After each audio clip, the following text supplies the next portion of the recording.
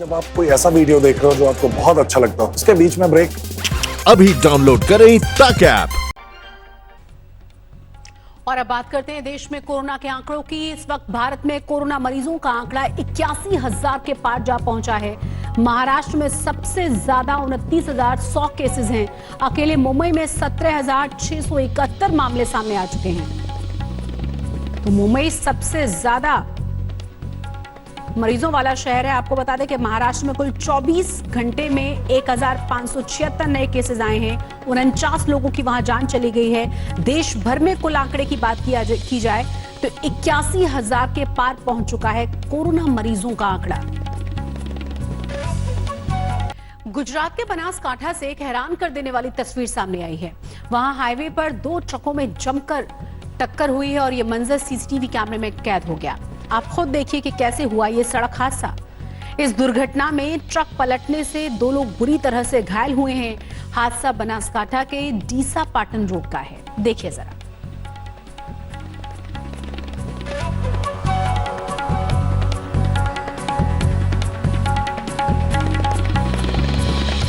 तो कैसे आता हुआ ट्रक बैलेंस खोकर पलट गया और उसकी दूसरी तरफ से जा रहा ट्रक उसकी चपेट में आ गया। तस्वीरें देखकर आप अंदाजा लगा सकते हैं कि किस तरीके से यह हादसा हुआ है। और आपको यह भी बता दें कि इस हादसे में 2 लोग बुरी तरह से घायल हुए हैं। वहां सीसीटीवी कैमरा लगा हुआ था, उसी कैमरे में यह हादसा कैद हुआ है। 17 मई को लॉकडाउन 3 की मियाद खत्म हो रही है, लेकिन देश भर में प्रवासी मजदूरों का पैदल मार्च लगातार जारी है। सड़क मार्ग और रेल ट्रैक पर मजदूरों की आवाजाही को रोकने के लिए गृह मंत्रालय ने तमाम राज्यों को चिट्ठी लिखकर निर्देश जारी किया है। कहा है कि यह सुनिश्चित हो कि मजदूर बसों और श्रमिक स्पेशल ट्रेनों से ही अपने अपने घर लौटे। कोई गुजरात से बिहार जा रहा है, कोई आंध्र प्रदेश से असम, तो कोई पंजाब से झारखंड। दूरी सैकड़ों में नहीं 1000 किलोमीटर से ऊपर है, लेकिन जाने के साधन नहीं तो अपने पैरों के सहारे ही मंजिल। ऐसे प्रवासी मजदूरों की तादाद भी सैकड़ों में नहीं बल्कि हजारों में है, जो पैदल ही कई राज्यों की सीमाओं को लांघते हुए अपने गृह राज्यों की ओर बढ़े चले जा रहे हैं। मीडिया के जरिए जब इनका दर्द, इनकी मजबूरी और इनकी बदहाली देश के सामने बेपर्दा हुई, जब विपक्ष ने सवाल दागना और दबाव बनाना शुरू किया, तो गृह मंत्रालय ने हरकत में आते हुए तुरंत सभी राज्यों और केंद्र शासित प्रदेशों को निर्देश जारी किया। गृह सचिव अजय भल्ला ने राज्य और केंद्र शासित प्रदेशों के मुख्य सचिवों को चिट्ठी लिखी है, जिसमें कहा गया है कि प्रवासी मजदूरों के रहने और खाने का इंतजाम राज्य सरकार करे। साथ ही ये भी सुनिश्चित किया जाए कि सड़क और रेल ट्रैक पर मजदूरों की आवाजाही न हो। गृह सचिव की ओर से लिखे गए पत्र में सड़कों और रेलवे पटरियों पर चल रहे प्रवासी मजदूरों की स्थिति पर जोर दिया गया है। राज्यों और केंद्र शासित प्रदेशों को निर्देश दिया गया है कि अगर प्रवासी मजदूर सड़क या रेल पटरी पर पैदल चलते पाए जाते हैं तो उन्हें समझाने की कोशिश की जाए। उन्हें आसपास के शेल्टर होम में ले जाया जाए और खाना पानी दिया जाना चाहिए। बाद में उन्हें विशेष बस या श्रमिक ट्रेन की सुविधा देकर उनके राज्य तक पहुंचाया जाए। केंद्र सरकार ने अब ये तय कर लिया है कि सभी राज्यों और केंद्र शासित प्रदेशों की जिम्मेदारी है कि वो अपने यहाँ फंसे प्रवासी मजदूरों को आवाजाही की सुविधा प्रदान करे। हालांकि रेल मंत्रालय हर रोज 100 से ज्यादा श्रमिक स्पेशल ट्रेन चला रहा है, लेकिन इसके बावजूद अभी भी हजारों की संख्या में मजदूर पैदल ही घर लौट रहे हैं। हाल के दिनों में सबसे परेशान करने वाली खबर ये आ रही कि घर लौट रहे कई मजदूरों की मौत सड़क हादसे में हो रही है। कहीं बस कुचल रही है तो कहीं इनकी सवारी ही हादसे का शिकार हो रही है, तो कहीं कोई मजदूर घर पहुंचने से पहले ही दम तोड़ रहा है। हालांकि सरकार लगातार बार बार मजदूरों से अपील कर रही है कि वो पैदल सड़क पर नहीं चलें, लेकिन मजबूरी के आगे मजदूर भी बेबस हैं। ना हम लोग के पास खाने का पैसा है, ना हम लोग के पास राशन का सामान है, तो हम लोग क्या करेंगे इधर बैठ के। हम लोग काम नहीं करना चाहते, हम लोग गांव जाना चाहते हैं। कोरोना वायरस से तो बाद में मरेंगे इंसान, खाने के लिए पहले मर जाएंगे। हाँ, गांव जाने के निकले हैं, गांव ही जाएंगे, कुछ भी हो। जाना क्यों पड़ा, वहाँ क्या दिक्कत आ रही थी? समस्या यही थी ना कि अब खाने पीने को पैसा नहीं मिल रहा है, तो कैसे क्या करेगा, क्या खाएगा, क्या करेगा। आखिर किसे शौक है कि चिलचिलाती दोपहरी में टूटी फूटी चप्पल पहनकर तपतपाती कंक्रीट पर बेसुध होकर चलते रहने की। गोद में बच्चा और सिर पर गठरी लेकर आखिर कौन सैकड़ों किलोमीटर पैदल जाना चाहता है, लेकिन हिंदुस्तान का मजदूर सिर्फ मजदूर ही नहीं, मजबूर भी होता है। तो गृह मंत्रालय ने बेशक ही मजदूरों के पैदल चलने को लेकर राज्यों को चिट्ठी लिखी है, लेकिन लॉकडाउन में अपनी बदहाली के आगे देश के मजदूर भी शायद बेबस हैं।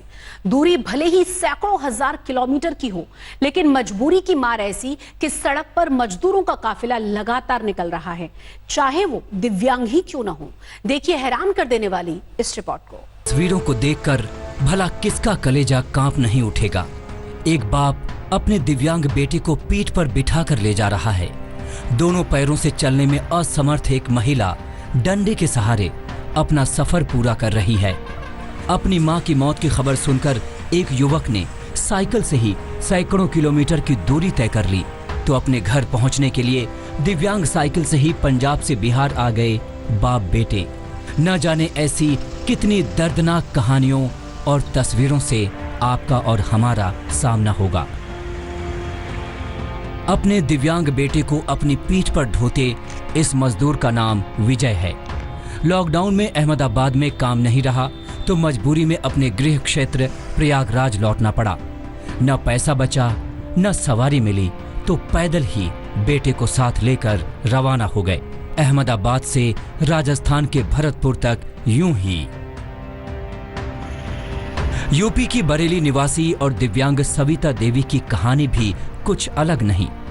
अपने पति गुड्डू के साथ जयपुर रहकर मजदूरी कर रही थी, लेकिन लॉकडाउन के दौरान बेरोजगारी की मार के बाद घर लौटने की मजबूरी आ गई। जब कोई बस या ट्रेन नहीं मिली तो जयपुर से बरेली के लिए पैदल ही चल दी। बीच में भरतपुर का पड़ाव आ गया। सरकार लाख दावे कर ले, लेकिन कई प्रवासी मजदूरों की परेशानी ये तस्वीरें बयां कर रही हैं। दिव्यांग पिता पुत्र दिल्ली में रहते थे, लेकिन लॉकडाउन में दाने दाने को मोहताज हो गए तो दिव्यांग तिपहिया साइकिल से ही बिहार लौटने का फैसला किया। 8 दिन तक लगातार चलते चलते बिहार की सरहद में दाखिल हुए और कैमूर पहुंचे। रास्ते में किसी ने दया करके कुछ खाने को दे दिया, उसी से पेट भरता गया। कहाँ से आ रहे हो बहू? दिल्ली से। दिल्ली से कैसे पहुँचे यहाँ तक?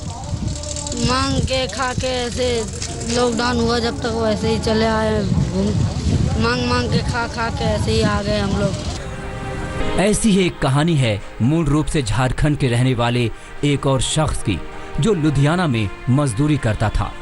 देशबंदी में अस्थायी नौकरी भी गई और इधर मां की मौत की खबर ने भी झकझोर दिया।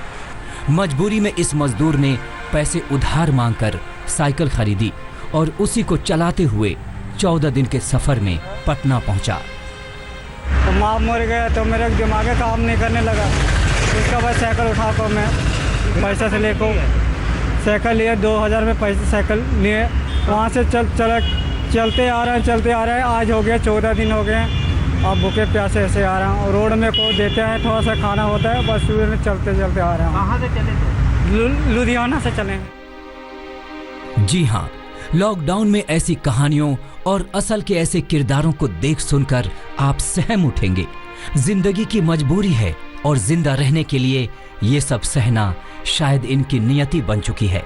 काम रहा नहीं, पैसे खत्म हो गए तो घर लौटने के सिवा कोई उपाय नहीं सोच रहा। कैमूर से रंजन कुमार त्रिगुण, भरतपुर से सुरेश फौजदार और पटना से राजेश कुमार झा के साथ आज तक ब्यूरो। तो देश के अलग अलग शहरों से सैकड़ों की संख्या में मजदूर पैदल ही अपने अपने राज्यों की ओर निकल रहे हैं। हालांकि सरकार और रेलवे ने उनकी घर वापसी के लिए सैकड़ों श्रमिक स्पेशल ट्रेनों की व्यवस्था की है। इसी क्रम में चंडीगढ़ से सैकड़ों मजदूरों के साथ श्रमिक स्पेशल ट्रेन सीतामढ़ी पहुंची। एक और ट्रेन दिल्ली से बिहार के सहरसा पहुंची। गुरुग्राम से भी एक रेल दरभंगा के लिए रवाना हुई है। एक और श्रमिक स्पेशल जोधपुर से यूपी के फतेहपुर पहुंची है। इन सभी ट्रेनों से हजारों मजदूर अपने अपने शहरों तक पहुंच रहे हैं। और अब बात सरकार के 20 लाख करोड़ के आर्थिक पैकेज की, जिसकी तीसरी किस्त को वित्त मंत्री निर्मला सीतारमण ने पेश कर दिया है। इसमें किसानों और पशुपालकों के लिए बड़ी राहत की बात कही गई है, लेकिन विपक्ष को इस पर भी भरोसा नहीं। 13 मई, 14 मई और फिर 15 मई को वित्त मंत्री निर्मला सीतारमण ने 20 लाख करोड़ के आर्थिक पैकेज की बारीकियों को समझाने के लिए प्रेस कॉन्फ्रेंस की हैट्रिक पूरी कर ली। शुक्रवार को इंतजार था कि अब की बार किसके लिए राहत की बारिश होगी, तो निर्मला सीतारमण ने तुरंत खुलासा किया कि सरकार का मन अन्नदाताओं के लिए निर्मल है। वित्त मंत्री ने कृषि क्षेत्र के लिए 11 बड़े ऐलान किए, जिसमें से 8 फैसले कृषि के बुनियादी ढांचे को मजबूत करने के लिए, जबकि 3 फैसले कामकाज और सुधार के हैं। कृषि के आधारभूत ढांचे के लिए 1 लाख करोड़ रुपए की राशि का प्रावधान किया गया, तो वहीं कृषि से जुड़े छोटे उद्योगों को 10,000 करोड़ की मदद दी जाएगी। कोविड-19 के दौरान पिछले 2 महीनों में बहुत सारे कदम किसानों के हित में उठाए गए और न्यूनतम समर्थन मूल्य देने के लिए लगभग 74,300 करोड़ रुपया खर्च किया गया, जो सीधा किसानों को गया है उनकी खरीद करने के लिए उत्पाद की। और इसके अलावा जो पीएम किसान योजना है उसके अंतर्गत 18,700 करोड़ रुपया पिछले 2 महीनों में किसानों के खाते में सीधा डाला गया। हालांकि वित्त मंत्री के ऐलान के तुरंत बाद ही विपक्ष को इसमें खोट दिखने लगा, वो भी आपको दिखाएंगे, लेकिन उससे पहले जान लीजिए कि किसानों के लिए बाकी घोषणाएं क्या क्या हैं। पीएम किसान फंड में 18,700 करोड़ ट्रांसफर किए गए हैं। पीएम फसल बीमा योजना के तहत 6,400 करोड़ की बीमा राशि का भुगतान हुआ। 2 करोड़ किसानों को 5,000 करोड़ का लाभ दिया गया। लॉकडाउन के दौरान 5,000 करोड़ की अतिरिक्त लिक्विडिटी का लाभ किसानों को हुआ है। मधुमक्खी पालन के लिए 500 करोड़ रुपए की सहायता। हर्बल पौधों के उत्पादन को बढ़ावा देने के लिए 4,000 करोड़ रुपए दिए जाएंगे। पशुपालन के लिए 15,000 करोड़ रुपए का प्रावधान किया गया है, तो वहीं 53 करोड़ पशुओं के टीकाकरण की भी योजना है। ऑपरेशन ग्रीन अब सभी फल सब्जियों पर लागू होगा। फसल कटाई के बाद प्रबंधन करने के लिए जो भी सुविधाएं वैल्यू चेन के लिए बनानी है वो उसमें बनाई जाएंगी और इससे लाभ मिलेगा मूल्य संवर्धन के लिए भी, भंडारण की क्षमता बढ़ाने के लिए भी, और कुल मिलाकर किसान की आय को भी इसमें बढ़ोतरी मिलेगी। खेती, पशुपालन और मधुमक्खी पालन पर सरकार के करोड़ों के ऐलान पर सियासी हमलों में देरी नहीं हुई। पूरा विपक्ष गठबंधन बनाकर केंद्र की विशेष योजनाओं पर टूट पड़ा। जब माननीय प्रधानमंत्री ने 20 लाख करोड़ के पैकेज की जब घोषणा की तो बहुत उम्मीदें थी कि सीधा सीधा वो क्या क्या दे रहे हैं किस किस वर्ग के लिए वो तुरंत पता चल जाएगा। लेकिन 3 दिन से निर्मला जी और अनुराग जी का धारावाहिक चल रहा है, तो उसमें रोज एक वर्ग के बारे में 1 घंटा हिंदी अंग्रेजी में दोनों समझा रहे हैं, लेकिन पल्ले किसी को नहीं पड़ रहा है। तो ये मैं तो समझता हूँ ये जब धारावाहिक पूरा समाप्त हो जाएगा तो उसके बाद ही कुछ प्रतिक्रिया देना उचित होगा, ऐसा मैं मानता हूँ। कोविड-19 से लड़ने के लिए सरकार की कुछ जिम्मेदारियाँ थी और उसके साथ हमारे गरीब मजदूर, खास करके प्रवासी मजदूर, किसान, खेतिहर मजदूर जो दुग्ध पालन करते हैं, जो मछुआरे हैं, उनके लिए सरकार की कुछ योजनाएं निर्मला सीतारमण जी जो कर रही हैं, सरकार जो कर रही है, रोजाना एक टेलीविजन सीरियल की तरह अलग अलग से घोषणाएं हो रही हैं और उसमें ज़्यादातर जो बजट में घोषणा हो चुकी है, जो ऑनगोइंग स्कीम है, उसका ही रिपीट हो रहा है। 20 लाख करोड़ के आर्थिक पैकेज की 3 किस्त को वित्त मंत्री ने देश के सामने पेश कर दिया है। हालांकि सबसे जरूरी है कि इतनी बड़ी रकम का आवंटन अपने मकसद को सही वक्त पर पूरा करे, वरना ना नीति काम आएगी और ना ही नियत। दिल्ली से ऐश्वर्या पालीवाल के साथ आज तक ब्यूरो।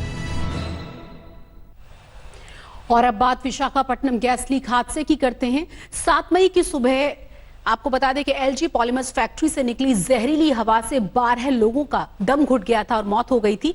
आज तक के पास उस हादसे की सीसीटीवी फुटेज है, जिसे देखकर आप भी यकीनन सहम उठेंगे। 7 मई की सुबह विशाखापट्टनम जिले में मौजूद एलजी पॉलीमर्स फैक्ट्री से निकला जहर वहां की हवा में ऐसा फैला कि 12 लोगों की दम घुटने से दर्दनाक मौत हो गई। हमने अब तक जाना कि किस वक्त ये हादसा हुआ।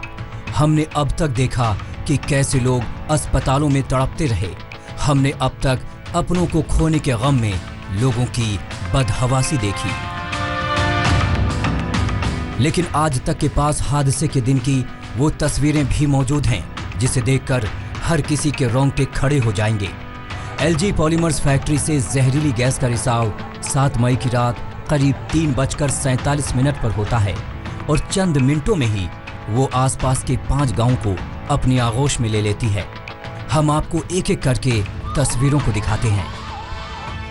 पहली तस्वीर में देखिए कैसे पास में बसे वेंकटपुरम गांव में जहरीली गैस भरती जा रही है। दूसरे कैमरे में रात के 3:51 का वक्त हो रहा है और कैसे एक शख्स गैस की चपेट में आकर गाड़ी की बोनट पर बेसुध होकर गिर पड़ता है।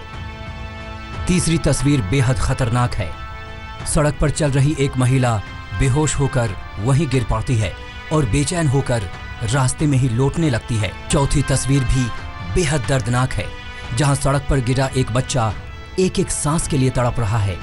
वेंकटपुरम गांव में लगे CCTV कैमरों में ये सनसनीखेज तस्वीरें कैद हुई हैं, जिसे देखने के बाद ये एहसास हो रहा है कि फैक्ट्री के गैस रिसाव के बाद आसपास के गांव का मंजर कितना खौफनाक रहा होगा।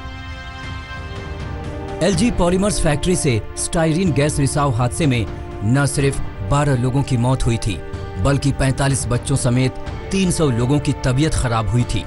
लेकिन हैरानी इस बात की है कि हादसे के 9 दिन बीत जाने के बाद भी अब तक ना तो फैक्ट्री के किसी अफसर से पूछताछ हुई है और ना ही किसी की गिरफ्तारी, जबकि CCTV में कैद गैस रिसाव की हाहाकारी तस्वीरों को देखकर किसी के भी रोंगटे खड़े हो जाएं, जो सीधे सीधे एक बड़ी लापरवाही की ओर इशारा कर रहा है। हैदराबाद से आशीष पांडे के साथ आज तक ब्यूरो। गुजरात के बनासकांठा से एक खबर है और हैरान कर देने वाली तस्वीरें वहां से सामने आई हैं, जो हम आपको दिखाने जा रहे हैं। वहां हाईवे पर 2 ट्रकों में टक्कर का मंजर CCTV कैमरे में कैद हो गया। आप देखिए कि कैसे सड़क हादसा ये हुआ और इस दुर्घटना में आपको ये भी बता दें कि ट्रक पलटने की वजह से 2 लोग बुरी तरह से घायल हुए थे। ये देखिए, आमने सामने से आ रहे ट्रकों की टक्कर तब हुई जब एक ट्रक बैलेंस होकर गिर पड़ा, दूसरा ट्रक भी इसी की चपेट में आ गया और इस हादसे में 2 लोग बुरी तरह से घायल हो गए। हादसा बनासकांठा के DC पाटन रोड का है। एक बार फिर से देखिए कि कैसे ये सड़क हादसा हुआ है। यहाँ पर लगे हुए CCTV कैमरे में ये तस्वीरें कैद हुई हैं, जिससे साफ पता चलता है कि एक ट्रक का बैलेंस बिगड़ने के बाद गिरने के बाद उसने दूसरे ट्रक को भी चपेट में ले लिया। यह खबर है यूपी के हरदोई की, जहां कोरोना संक्रमित हॉटस्पॉट गांव में एक समुदाय के 2 पक्षों में जमकर पत्थरबाजी हुई है। आमने सामने से एक दूसरे पर ईंट और पत्थरों की बारिश कर दी गई। ये वीडियो 15 मई शाम का है, जहां हॉटस्पॉट इलाके में पुलिस प्रशासन की सतर्कता की पोल भी खुल गई। वीडियो वायरल होने के बाद पुलिस ने 4 लोगों को हिरासत में ले लिया है। वारदात हरदोई के मटियामऊ गाँव की है। देखिए जरा,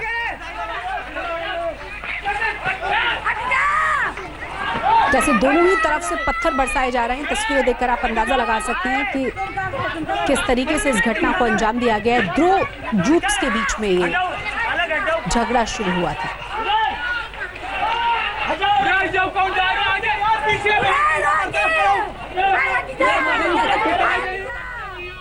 नमस्कार, मैं हूं अंजना ओम कश्यप। हमें उम्मीद है ये वीडियो आपको पसंद आया होगा।